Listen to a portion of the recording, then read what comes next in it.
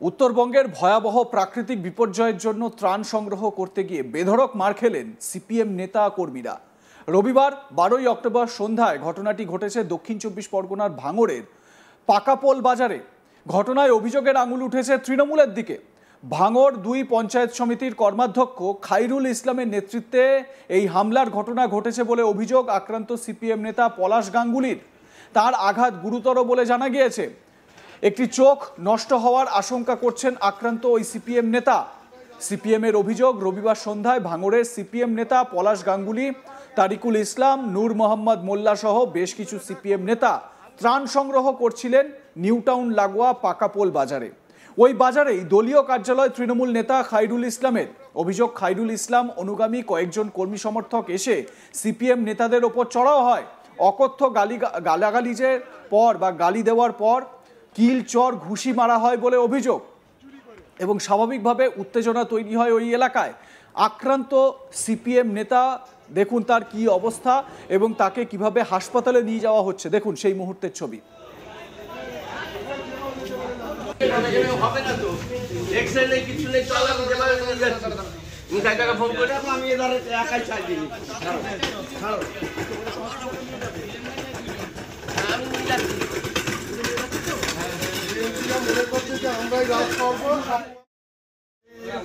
হাজার হাজার কোটি টাকা দিলে সেদিন বুঝার গা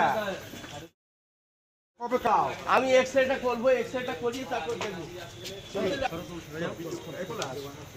এইবারে গ্রামে গ্রামে কে বলে আমরা প্রচুর কাজ করেছি, তো অত মারপিট করতে যাচ্ছে কি জন্য? আরে বাবু চাপ না। কি রশিদ গাজী জেলা কৃষক সভার সদস্য, তিনি কি বলছেন এই ঘটনা দেখার পর, তার কি বক্তব্য শোনাবো। বিকেল 4টের সময় আমরা পাকাপোল বাজারে উত্তরবঙ্গ বন্যা কবলিত মানুষের সাহায্যার্থে অর্থ সংগ্রহ করছিলাম। তারপর অতর্কিত তৃণমূলের গুন্ডাবাহিনী আমাদের উপরে হামলা করে, 25-30 জন গুন্ডাবাহিনী আমাদের উপরে হামলা করে এবং আমাদের 10-12 জনকে সাংঘাতিকভাবে আহত করে। ওদের মূল বক্তব্য হচ্ছে যে তোমরা ঝান্ডা কেন আবার তুলেছ? তার মানে আমাদের এখানে ঝান্ডা তোলা যাবে না, লাল ঝান্ডা তোলা যাবে না, এটাই হচ্ছে একদলীয় শাসন ব্যবস্থা চলবে, কোনো মতে বামপন্থীদের কোনো আন্দোলন করতে দেওয়া হবে না। ইতিমধ্যে সকালে আমরা বিজয়গঞ্জে করেছি, কাল সন্ধ্যেবেলা আমরা সোনপুর বাজারে করেছি এবং গাবতলা বাজারের পাশেই করা হয়েছে। কিন্তু আজকে হঠাৎ করে মানে ওখানে আমাদের উপরে যেভাবে অতর্কিত হামলা করলো এবং গালাগালি করছে, ঝান্ডা কেড়ে নিয়ে ফেলে দিচ্ছে, এটা একটা মানে আইনের শাসন বলে এখানে কিছুই নেই। কারা হামলা করলো? তৃণমূলের মস্তান বাহিনী, ওখানে খয়রুলের লোকজন, ওই এলাকার নেতা খয়রুল, তার লোকজন সবাই হামলা করেছে। চোখে মুখে আতঙ্ক স্পষ্ট। জেলা কৃষক সভার আরেক সদস্য তারিকুল ইসলাম, তিনি কি বলছেন শুনুন। পাকাপোল বাজারে সারা ভারত কৃষক সভার উদ্যোগে দক্ষিণবঙ্গের জন্য আমরা অর্থ সংগ্রহ করছি উত্তরবঙ্গে। সেই উত্তরবঙ্গের কালেকশন করার জন্য পুরো অর্ধেক আমাদের কালেকশন হয়েছে। তারপরে কিছু তৃণমূল ঘাতক বাহিনী, মুস্তান বাহিনী, এরা বিভিন্ন প্রান্ত থেকে এসে আমাদের প্রতিদিন উপর আক্রমণ করছে। তাদের প্রচণ্ড হারে আমাকেও মারধর করেছে। সবাই আমাদের যারা ব্লক কৃষক সভা যারা নেতৃত্ব ছিল ওখানে, তাদেরকে সবাইকে মারধর করেছে।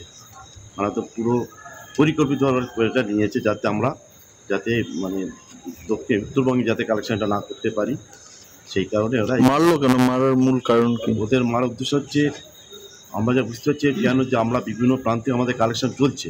আমরা গতকাল নাকি আমাদের গাবতলা ক্ষেত মজুর থেকে কালেকশন হয়েছিল, তারপরে কালকে বিকেলে সোনপুর বাজারে কালেকশন হয়েছিল, আজকে ভাঙড় বিজয়গঞ্জে কালেকশন হয়েছিল। তাতে মানুষের একটা সাড়া পাচ্ছে আমরা।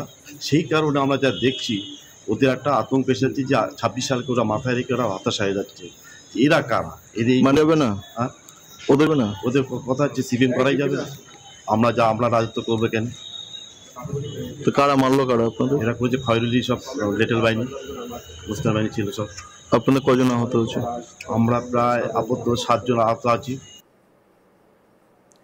ঘটনার পর পোলেরহাট থানার বিশাল পুলিশ বাহিনী ঘটনাস্থলে গিয়ে আহতদের উদ্ধার করে।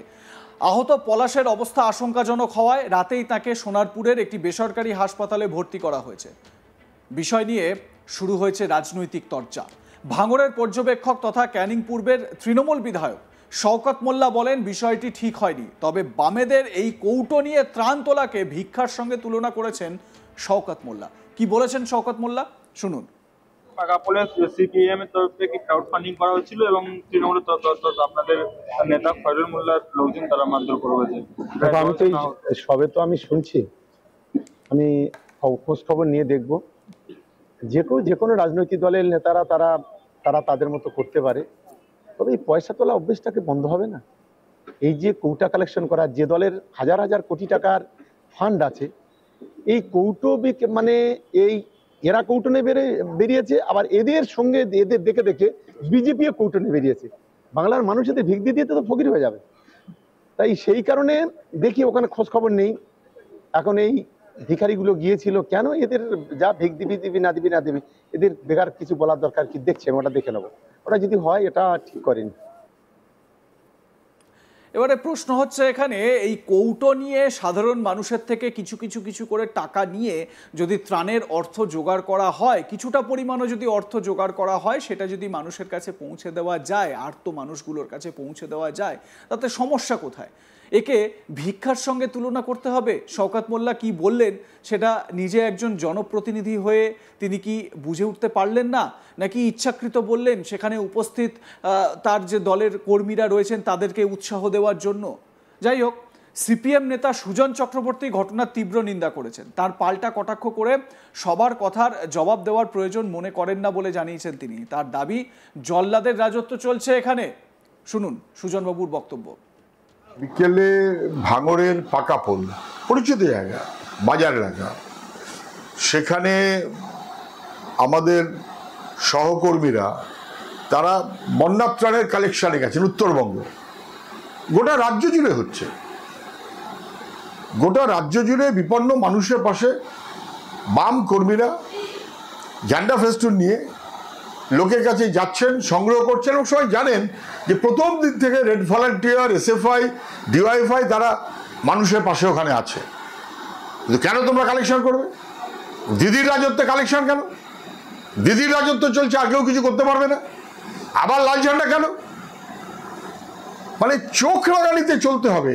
কলকাতা পুলিশ, আগে নাকি ওটা কলকাতা পুলিশের ছিল না, এখন শক্তিশালী প্রশাসন, অর্থাৎ কলকাতা পুলিশ অন্তত 8-9 জন মার খেয়েছে, অন্তত হাসপাতালে যেতে হয়েছে। আমার ওখান থেকে ফোন করেছিল একজন, আমি শুনে যা বুঝলাম, সমস্ত দুষ্কৃতী বাহিনী, দুষ্কৃতীরা উঠে পড়ায় লেগেছে। তারা ছাড়া কেউ থাকবে না, তৃণমূল ছাড়া কেউ থাকবে না যাতে তাদের রাজত্ব চলে। এমনকি বন্যা ত্রাণের কালেকশন করা যাবে না, লাল ঝান্ডার কালেকশন করা যাবে না। জল্লাদের রাজত্ব চলছে পশ্চিমবাংলায়, আমি তীব্র নিন্দা করছি। জল্লাদের রাজত্ব চলছে। প্রশাসন কি করে আমরা দেখবো, এ হবে না।